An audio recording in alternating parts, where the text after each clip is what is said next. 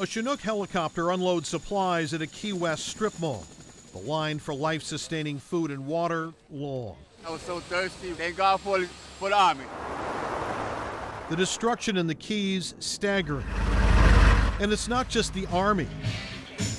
We came across this Facebook post of people loading a charter boat for the trip south from the mainland. The only way to the Keys so far, by water and air. Everything's down and gone. Everything's blocked. The telephone poles are down. This is today's reality in the Keys, and this is the future in Westport, Washington. In our case, this is a drill last summer, a demonstration of how the National Guard and the U.S. Navy will come to our aid when disaster reaches our shores, landing supplies on our beaches after an earthquake. Along with emergency managers from around the state, we flew out to the USS Anchorage aboard another Chinook helicopter. This ship, a floating parking garage loaded with vehicles, which in turn would be loaded with supplies.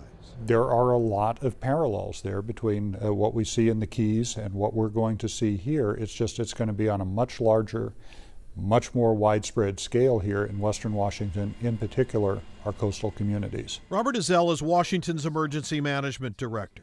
The disaster's different. A hurricane with a storm surge versus an earthquake followed by a tsunami. But we'll have everything else in common. We need water, food, we need gas. We will be looking after a Cascadia type of event, very similar orders of magnitude of damage and very many of the same sort of problems. And my big eye-opener is you've got the one road going into the Keys, impassable, very, very difficult to mount a response. And Ezell calculates our situation will be on an even bigger scale. The Keys may be hurricane country, but it's warm. Washington's coastal winters wet and cold. And unlike a hurricane, we won't have days of warning that a quake is coming. A Cascadia earthquake is almost an abstract concept to some people. Does it happen now or decades from now? And that's the big challenge, is that you don't have this thing barreling down on you to motivate you to do something. You have to do it now based on the science, based on the information you have.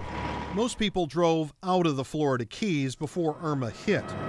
Washington will have a lot more people in the impact zone. We had a magnitude 9 earthquake. That's why lessons learned from the 2016 Cascadia Rising earthquake exercise determined that people will need to have their own food, water, clothing, and shelter for 2 weeks before that help can arrive for so many.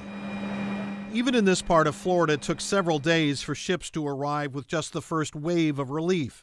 And from here in the Keys, there will be lessons to share with Washington in the weeks and months ahead. And then there will be a formal lessons learned process that comes out of this. These pictures providing the first round of guidance from what a Category 4 hurricane can cause, and what that says about our future from a magnitude 9 earthquake.